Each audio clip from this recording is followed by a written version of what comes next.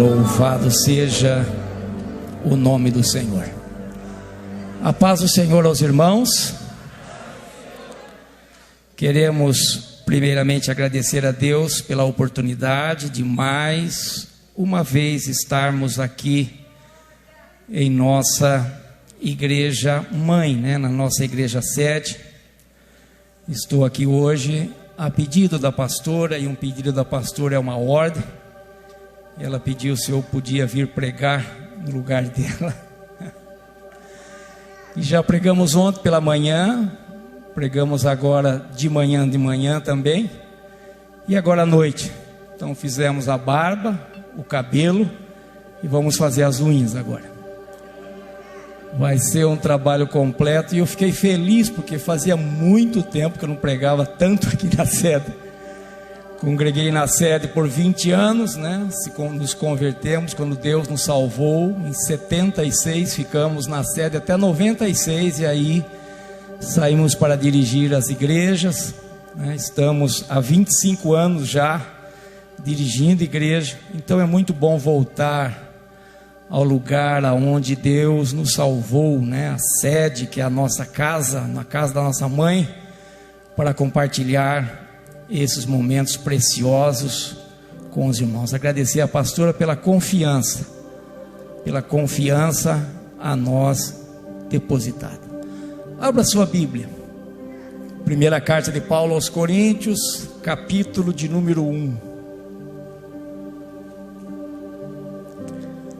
Quero ler do versículo 18 ao 23, e com a ajuda de Deus eu quero falar sobre as revelações da cruz.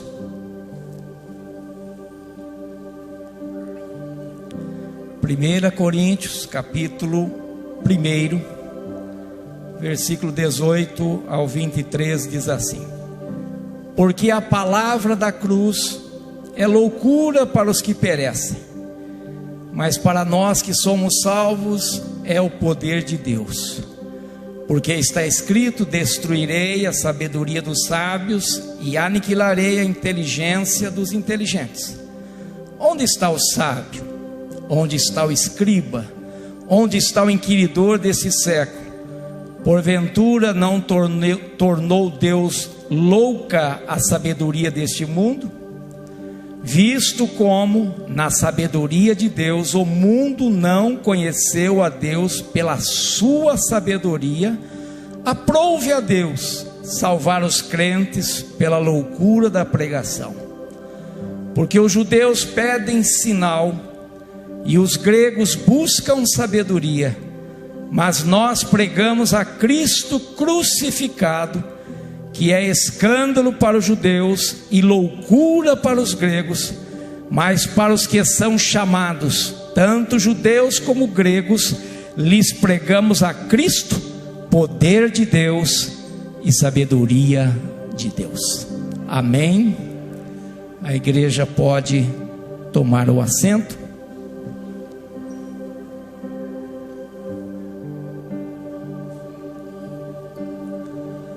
O sacrifício de Jesus, irmãos, ele pode ser visto de três maneiras: como uma forma de condenação, como uma forma de maldição e como uma forma de salvação. Os romanos e os gregos e as nações que utilizavam a crucificação como meio de levar o ser humano à morte, olhavam para a crucificação como uma forma de condenação cruel. Na realidade, era a maneira mais cruel e humilhante de infligir um ser humano à morte.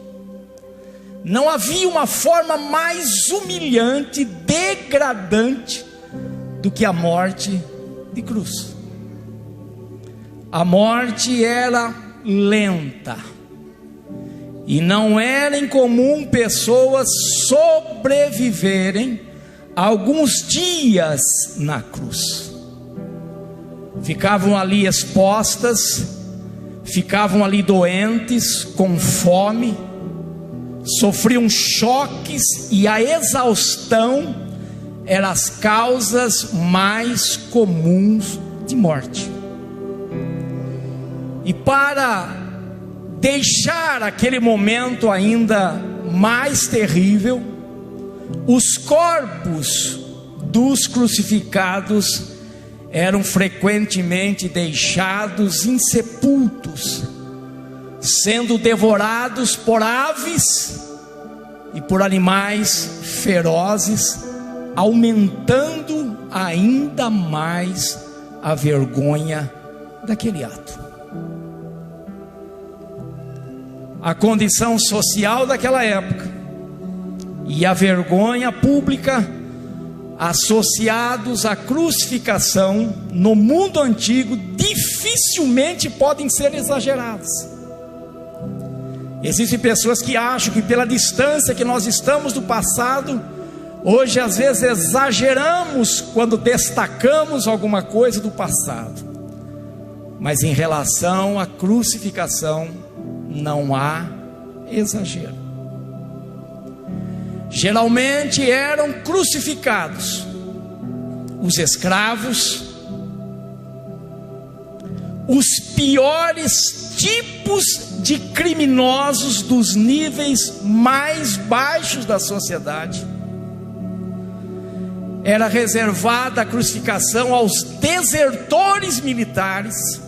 Os desertores eram crucificados, e especialmente a crucificação era reservada aos traidores. Por isso é que Paulo disse que os gregos consideravam a morte de Cristo uma loucura. Como é que alguém que dizia ser Deus poderia se submeter a um tratamento tão desumano e miserável? Onde estava o poder desse Deus? Onde estava o seu poder? Porque os gregos imaginavam os seus deuses bem parecidos com os homens, porque eram frutos de sua imaginação, e eles tinham todas as paixões humanas. Mas uma coisa que eles destacavam era a força desses deuses. Eles diziam que Zeus podia com o seu braço sustentar todos os demais deuses e ele seria vitorioso. Mas agora o Deus dos cristãos se submeter a um tratamento desse. Mas essa era a sabedoria de Deus. A loucura, como disse Paulo, de Deus é mais sábia do que a sabedoria humana. Parecia uma loucura aquilo. Como é que aquilo poderia se transformar num triunfo? Aquilo que poderia ser considerada a maior derrota daquele homem. O homem que se enganou a si mesmo, que achou que era alguma coisa, e na realidade foi levado à crucificação. Mas eles não entendiam que Jesus foi à cruz porque ele quis ir à cruz.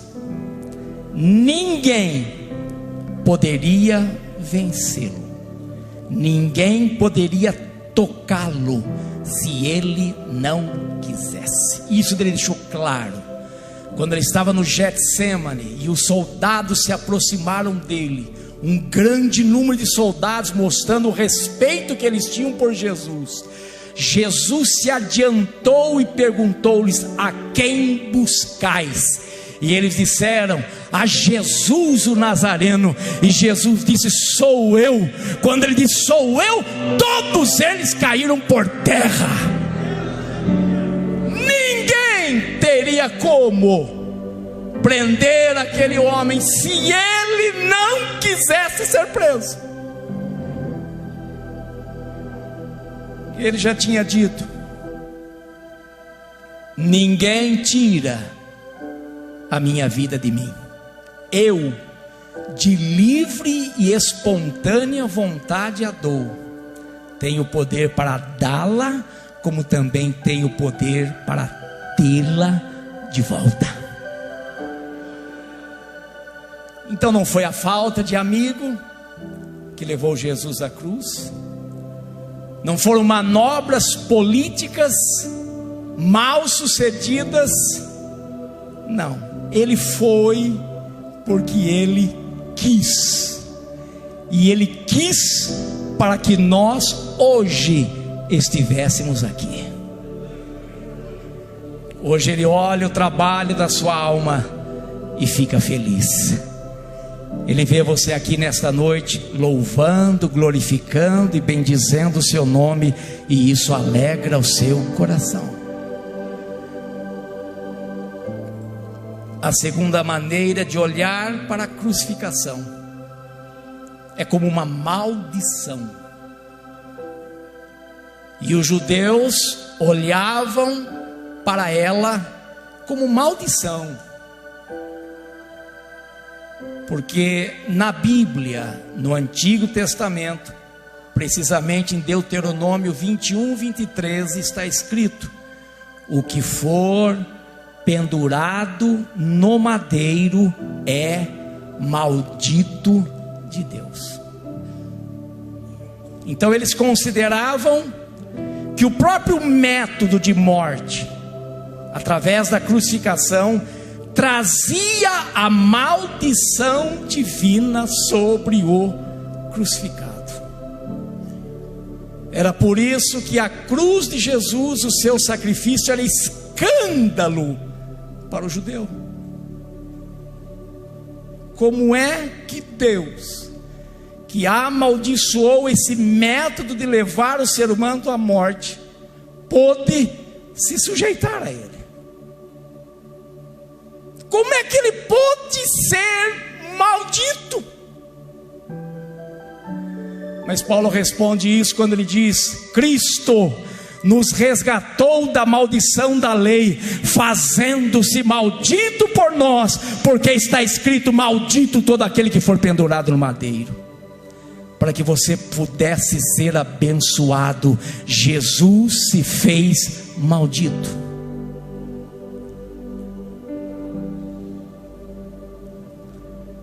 Então os judeus, quando olhavam para a crucificação, e eles não usavam esse método, como esse método trazia maldição divina sobre o condenado, os judeus não usavam. Se não me falha a memória, foram os fenícios os primeiros a usarem a crucificação como método de levar alguém à morte. E aquilo foi passando para os povos até que chegou aos romanos. E os romanos adoravam crucificar. Mas a despeito de olhar para a cruz como uma forma de condenação cruel, a despeito de olhar para a cruz como uma forma de maldição, aquele que foi salvo pela crucificação de Jesus olha para ela como a sua fonte de salvação. Para nós, a crucificação de Cristo é a luz que iluminou o nosso caminho, foi a porta que Deus abriu para a nossa felicidade. O cristão entende que a crucificação de Jesus foi o meio pelo qual Deus forneceu a nossa salvação e todas as bênçãos que provém da mesma. Então é por essa razão que Paulo disse que para nós ela é o poder de Deus. Depois que Jesus passou pelo Calvário, aquele lugar foi transformado. Se era um lugar de trevas, se transformou num lugar de luz. Se era um lugar de morte, se transformou no lugar de vida. Se era um lugar de maldição, se transformou no lugar de bênção. Se era um lugar de vergonha, depois que Jesus passou por ali, se transformou num lugar de honra. E ninguém é salvo, ninguém alcança de Deus a misericórdia, sem antes passar pelo Calvário pela fé e compreender o que aquela morte significou para ele. E é dessa crucificação, desse sacrifício, que nós encontramos as 3 revelações. O que esse sacrifício nos mostra? A primeira coisa que ele nos mostra é o quanto os nossos pecados eram cruéis. Não existe nada que mais demonstre a gravidade dos pecados humanos do que o sacrifício de Jesus. O que levou Jesus à cruz não foi a ambição e o nacionalismo de Judas Iscariotes, como alguém acha. Judas era ambicioso e era um ladrão, e por causa do dinheiro ele vendeu Jesus, e Jesus foi morto por causa da sua ambição. Outros acham que ele era nacionalista, e que se realmente as autoridades apertassem Jesus, Jesus iria demonstrar o seu poder e iria trazer a libertação que Israel esperava do Messias. O que levou Jesus à cruz não foi a inveja dos sacerdotes, porque a Bíblia deixa claro que por inveja os sacerdotes o tinham entregado a Pilatos. O que levou Jesus à cruz não foi a covardia de Pilatos. Vocês têm as suas leis, então julguem-no conforme as suas leis. Ele queria se livrar de Jesus e por todas as maneiras tentou se livrar daquele julgamento. Mas quando a gente olha para a cruz, nós entendemos que foi a nossa ganância, que foi a nossa inveja, que foi a nossa covardia, e que foram os nossos pecados que o levaram à cruz. Tenha isso em mente, irmão. Quem matou Jesus foi você, foi eu, fomos nós. Os pecados destas pessoas são representativos e representam os nossos próprios pecados. Paulo diz assim: Cristo morreu pelos nossos pecados.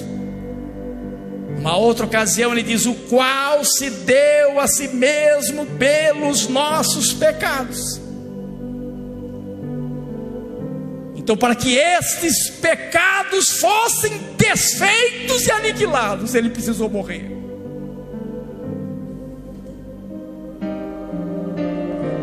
Quer saber quanto o pecado é miserável, quanto ele é terrível? Olhe o que ele custou para Jesus.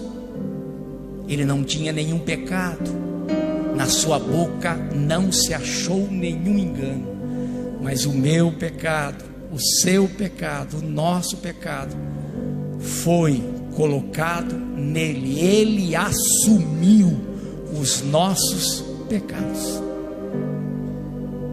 Ele não tinha nenhum pecado, ele podia ir embora a hora que ele quisesse, mas por amor a nós, porque ele sabia que não havia outra maneira do ser humano vencer o pecado a não ser através do seu sacrifício consumado na cruz do Calvário. Ele veio para esta hora, ele veio para morrer. Alguém chegou a escrever que o único homem que nasceu com a missão de morrer foi Jesus. Sua maior missão era a morte no Calvário. Então fomos nós que o levamos à cruz, gostemos disso ou não. É impossível que encaremos a cruz de Cristo com integridade e não sintamos vergonha de nós mesmos. Ninguém pode reivindicar a graça que vem da cruz, o benefício que vem do sacrifício de Jesus, sem antes reconhecer a sua parcela de culpa nessa cruz.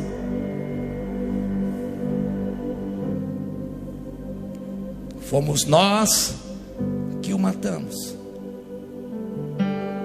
Indiferença, egoísmo e orgulho e miséria se mostram em todos os lugares do mundo, exceto ali.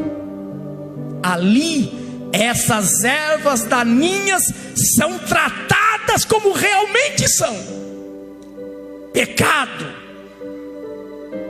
que causou a sua morte, o seu sacrifício.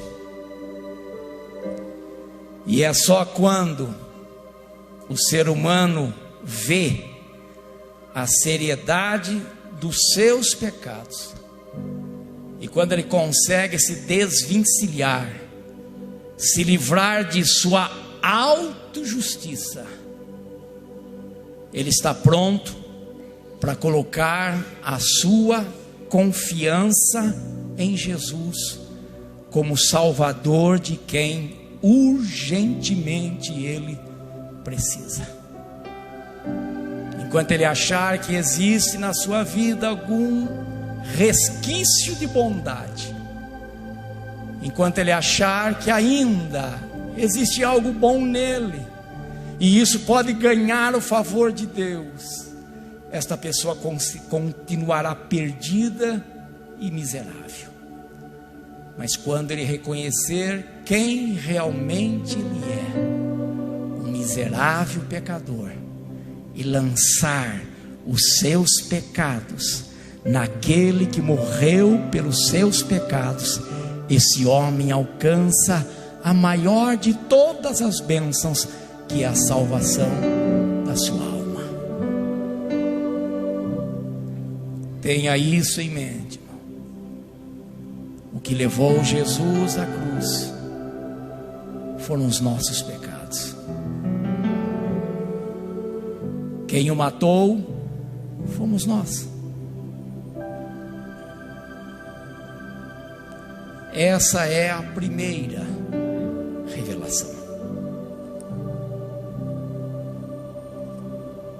A segunda é o amor de Deus, que ultrapassa a nossa compreensão. Por mais que você queira descrever esse amor, é impossível esgotá-lo. É impossível chegar à plenitude do que ele significa. O texto diz: Deus amou o mundo de tal maneira, não tinha como explicar, de tal maneira que deu o seu Filho unigênito, para que todo aquele que nele crê não pereça, mas tenha a vida eterna. Existem muitas coisas que demonstram o amor de Deus. Se você olha para a criação, você encontra um Deus amoroso, um Deus criador, um Deus cuidadoso, mas nada mais revela o quanto Ele nos amou do que a cruz de Jesus Cristo. Paulo chega a dizer que alguém ousaria morrer por alguém bom, por alguém justo, mas ele diz: Deus prova o seu amor para conosco no fato de Cristo ter morrido por nós, sendo nós ainda pecadores. O que ele viu em nós, além dos nossos pecados, mas ele nos amou desta forma que está acima de qualquer compreensão. No fundo de uma cela foi encontrado uma inscrição que se imortalizou. E aquela inscrição, ela foi traduzida para vários idiomas, e é mais ou menos isso que estava escrito no fundo daquela cela: se todo o mar fosse tinta, se todo o céu fossem papéis, se todas as árvores fossem penas, e se todos os seres humanos fossem escrivãos, secar-se-ia o mar, acabariam-se os papéis, e o amor de Deus não seria descrito na sua totalidade. Na realidade, irmãos, isso é mais do que amor. A palavra correta é graça, é favor imerecido. Ele podia ter nos abandonado, porque era isso que nós merecíamos, mas ele veio ao nosso encalço, até mesmo naquela desolada cruz, onde levou o nosso pecado, a nossa culpa, o nosso juízo, a nossa morte. A troca que ele realizou na cruz é estupenda. Nós lhe demos os nossos pecados e ele deu-nos o seu perdão. Nós lhe demos a nossa maldição e ele entregou para nós a sua bênção. Nós lhe demos a nossa condenação, mas ele entregou para nós a sua libertação. Nós lhe demos a nossa morte, mas ele devolveu para nós a vida, e vida com abundância, a vida eterna. É mais do que amor, muito mais. É o amor que excede a todo entendimento. Não tem como explicar isso. O coração do ser humano precisa ser muito duro, precisa ser de pedra, para não se comover ante um amor como este. Há uma palavra em Jeremias capítulo 1 e versículo 12 que sempre me chamou a atenção. Era como se Jesus estivesse falando pela boca de Jeremias, e o texto diz assim: não vos comove isto, a todos vós que passais pelo caminho?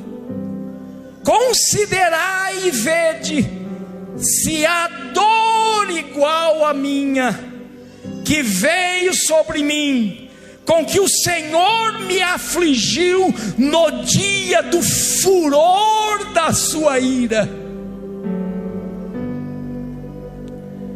Cristo poderia ter dito estas palavras tranquilamente no alto da cruz. Charles Spurgeon considerou que estas palavras eram palavras relacionadas ao sacrifício de Jesus. Não te comove isso?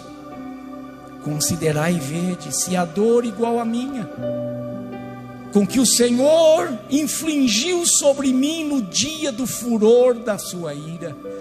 Toda a ira de Deus contra o pecado foi despejada sobre Jesus, para que você pudesse não ter mais nenhuma forma de condenação sobre a sua vida.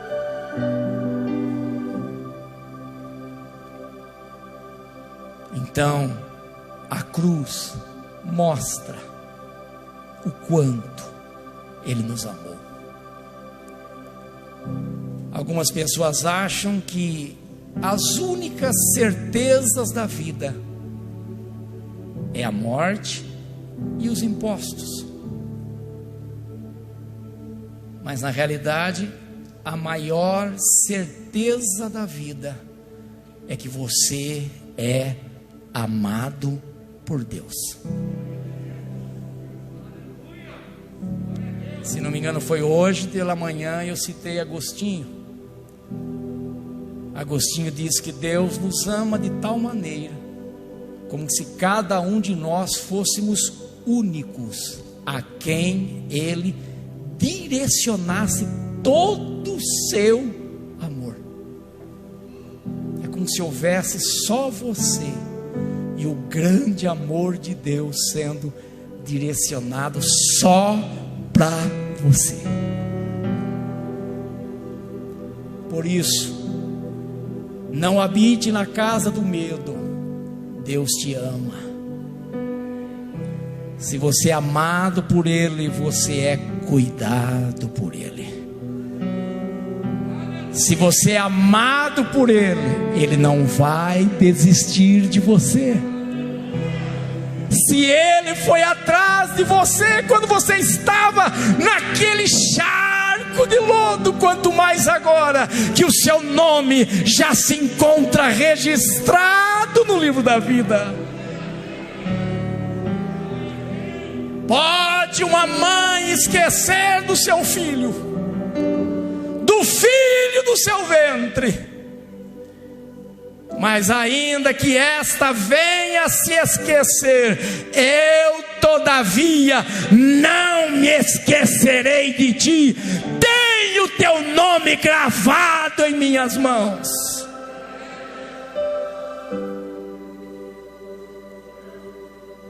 Você é amado, irmão. Você é amado. E vejam como isso é extraordinário.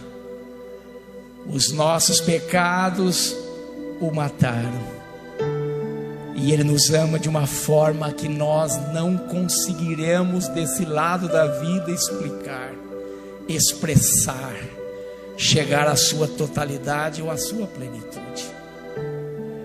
Então nada mostra mais o quanto Ele nos ama do que a sua morte no alto daquela cruz. Há um hino antigo, se a cruz falasse, lembram desses hinos mais antigos, né?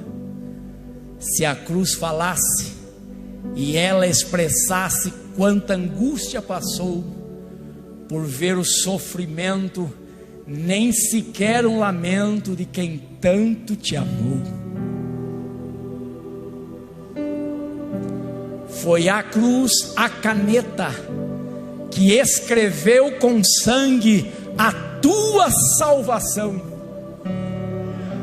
Se hoje a aceitares e o mundo deixares, terás o seu perdão.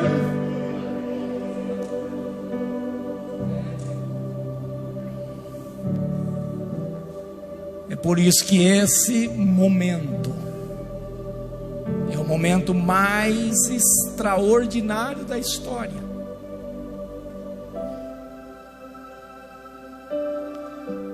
Conta-se que quando Nixon, empolgado pelo homem ter pisado na lua, ele usando o microfone e sendo visto por milhões de pessoas no mundo, dizem que ele disse isso: hoje é o acontecimento mais importante depois da semana da recriação. Billy Graham estava ao seu lado, era o seu conselheiro, e ele disse: com licença, presidente, Posso tomar a palavra? E o presidente Nixon lhe deu a palavra. Ele disse: o acontecimento mais importante depois da semana da recriação foi a encarnação, a morte e a ressurreição de Jesus Cristo, o Filho do Deus bendito. Nada supera esse momento.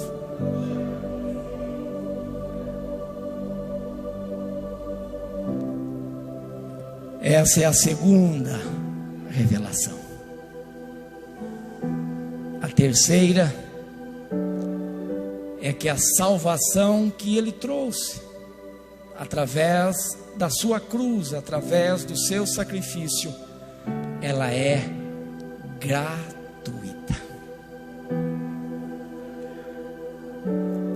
Você não pode fazer nada para merecê-la.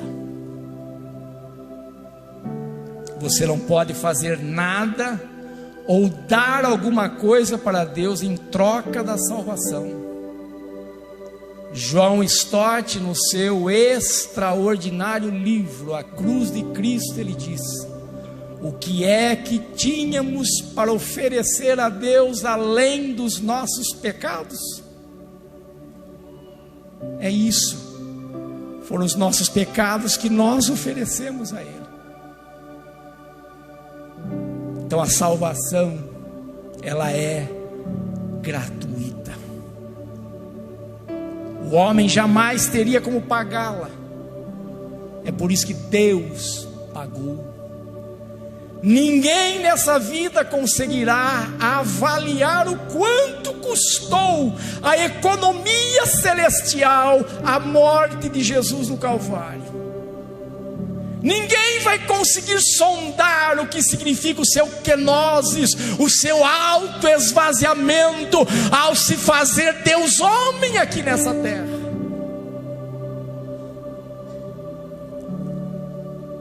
Ele poderia ter se livrado daquele sofrimento com uma única palavra.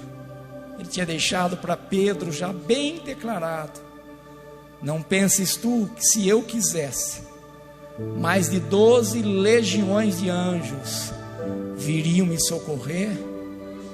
São mais de 70 mil anjos. Jesus disse: Pedro, se eu quiser, basta só uma palavra. E isso levou Dwight Lyman Moody a dizer: o sofredor manchado de sangue ainda tinha todo o céu sob seu comando. Bastava uma única palavra dele. Mas ele abriu mão para poder me salvar, para poder te salvar dessa vida miserável que você levava.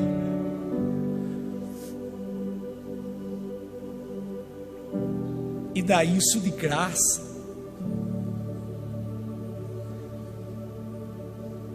A única coisa que nós fazemos é estender as nossas mãos vazias. Só estender a mão para receber o seu presente. E mãos vazias. Que era isso que mostrava quando as pessoas que iam oferecer o sacrifício lá no Antigo Testamento, eles tiravam os seus anéis, se eram os ricos, os importantes, e colocava a mão sobre aquele animal, porque ali ele não chegava como nobre, ele não chegava como príncipe, ele chegava como pecador. E o pecador não tem nada para oferecer, e é Deus que tem que entrar com providência. Aquele animalzinho morria em lugar daquele pecador, que colocava sua mão sobre a cabeça dele e simbolicamente transferia os seus pecados sobre ele, e aquele animalzinho morria em seu lugar. É por isso que nós só podemos estender a mão e dizer: Senhor, não sou digno, não mereço, mas eu aceito de todo o meu coração, de toda a minha alma. E é por isso que você está aqui nesta noite, porque Ele fez tudo isso por você. O preço que Ele pagou foi alto. Pedro diz: sabendo que não foi com prata ou ouro ou coisas corruptíveis que fostes resgatados da vossa vã maneira de viver, que por tradição vocês tinham recebido de vossos pais, mas vocês foram resgatados pelo precioso sangue, como de cordeiro sem defeito e sem mácula, o sangue de Jesus Cristo. João, no Apocalipse, ele descreve: porque foste morto, e com o teu sangue compraste para Deus os que procedem de toda tribo, de toda língua e de todo povo e de toda a nação. O preço já foi pago. E Jesus mostrou plenamente isso quando Ele disse no alto do Calvário: Pai, está tudo consumado. A palavra consumado é tetelestai, e esse verbo no seu tempo perfeito significa foi e para sempre está consumado. Ninguém precisa acrescentar nada a esse sacrifício. Ele é mais do que suficiente para salvar todos aqueles que se arrependem.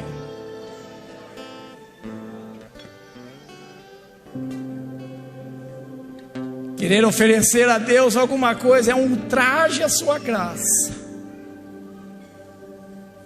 Por essa razão que o pai, quando o filho pródigo disse: não quero nem ser tratado como filho, faz de mim apenas um trabalhador diário, o pai não respondeu aquilo, porque aquilo era querer comprar o favor do pai, e o favor de Deus não se compra.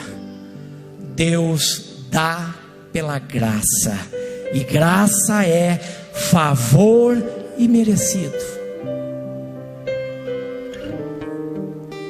Então Ele já pagou. Pela graça, disse Paulo, sois salvos por meio da fé, quer dizer, por meio da sua confiança em Deus, por meio da sua aceitação ao sacrifício de Jesus. E isto, quer dizer, a salvação não vem de vós, ela é um dom de Deus. Não vem de obras, para que ninguém se glorie.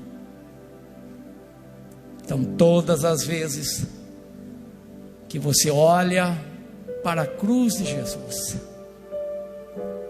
você só pode agradecer.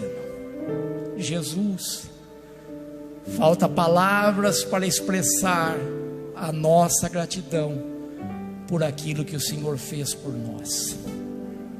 As palavras são insuficientes. Jamais acharíamos nos vocabulários humanos palavras que pudessem descrever plenamente uma gratidão à altura daquilo que Ele fez por você, por mim e por cada um de nós no alto daquela cruz.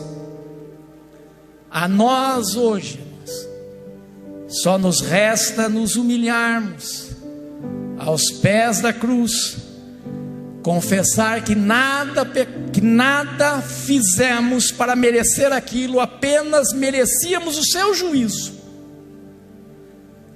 E também agradecer-lhe por Ele ter nos amado de tal maneira a ponto de morrer por cada um de nós. E através dessa morte, fornecer a nós um perdão completo, um perdão pleno e extraordinário.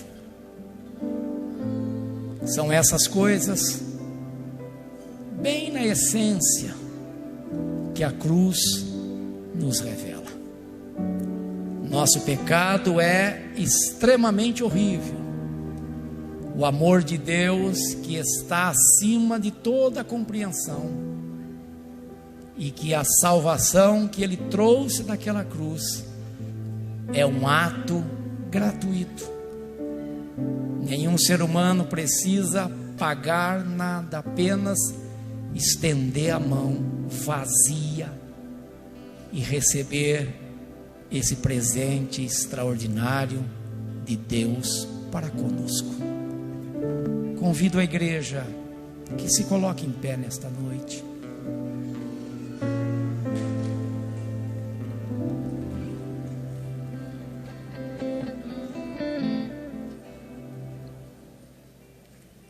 Desejo perguntar se no nosso meio há alguém que ainda não teve uma experiência de salvação com Jesus. Você pode saber que Deus lhe ama, mas você ainda não experimentou esse amor como algo real, pessoal para você. E eu quero perguntar se você gostaria de entregar a sua vida para Jesus, que gostaria de reconhecer a sua parcela de culpa naquela morte, para que você possa alcançar o perdão e a salvação que vem daquele sacrifício. Alguém nesta noite, dá um sinal.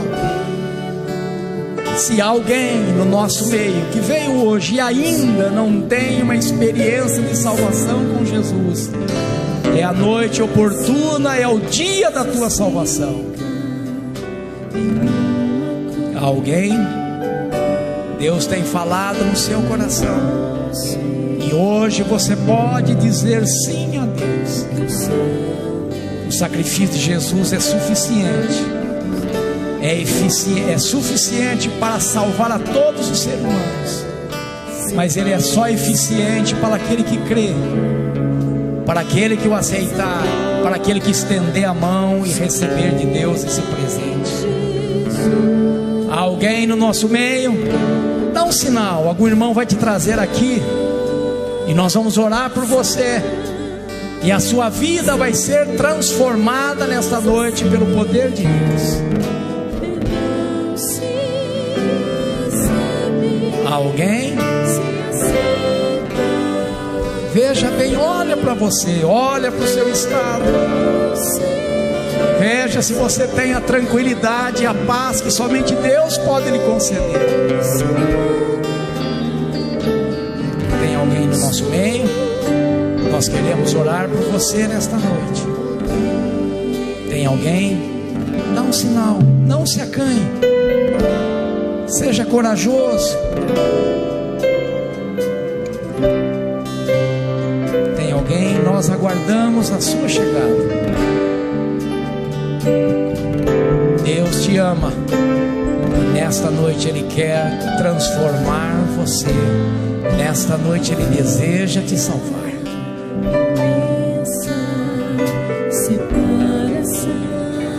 Não tem ninguém? Eu vou estar entregando o microfone ao pastor Adilson, mas se tem alguém, venha. Deus hoje te chama, Deus hoje te convida, Deus hoje quer transformar completamente a sua vida. Se não tem, que Deus assim abençoe e possa conceder a você uma nova oportunidade, no nome de Jesus. Amém.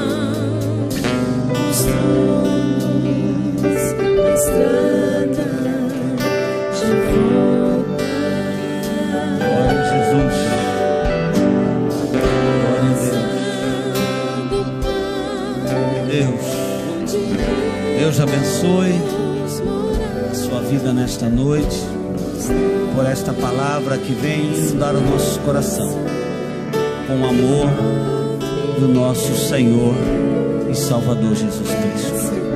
Meus irmãos, nós vamos estar orando neste momento. Você que deseja unção, os irmãos aqui do lado direito, fila do lado direito, os irmãos aqui do lado esquerdo, fila do lado esquerdo. Convidar aqui o pastor Paulo Heber para estar orando neste momento, intercedendo pela tua vida. Deus, em nome de Jesus, te apresentamos, Senhor, esses irmãos, essas irmãs que estão na fila, Senhor, da unção, acreditando que o Senhor é o Deus poderoso, que pode realizar o milagre, Senhor, seja na área financeira, seja na área, Senhor, espiritual, material, de saúde. Restabelece, Senhor, conforme a necessidade de cada um do teu povo. É assim que oramos e acreditamos em nome de Jesus e declaramos a bênção sobre a vida do teu povo. Amém.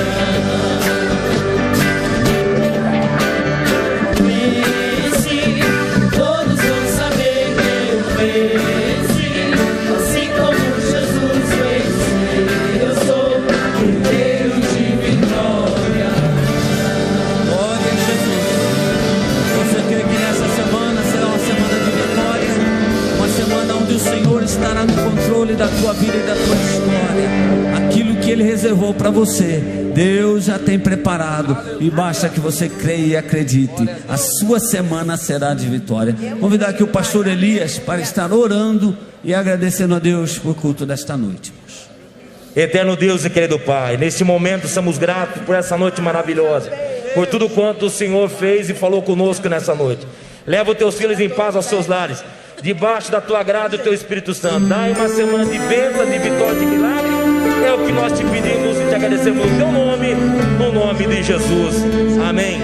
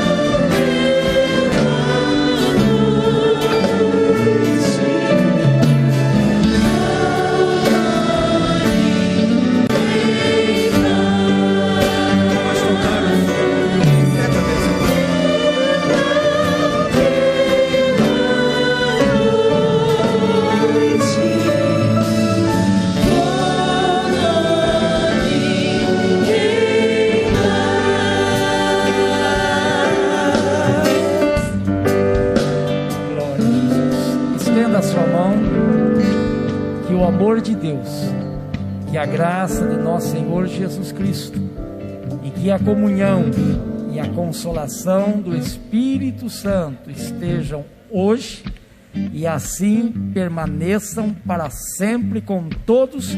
Vamos todos dizer um amém. Amém.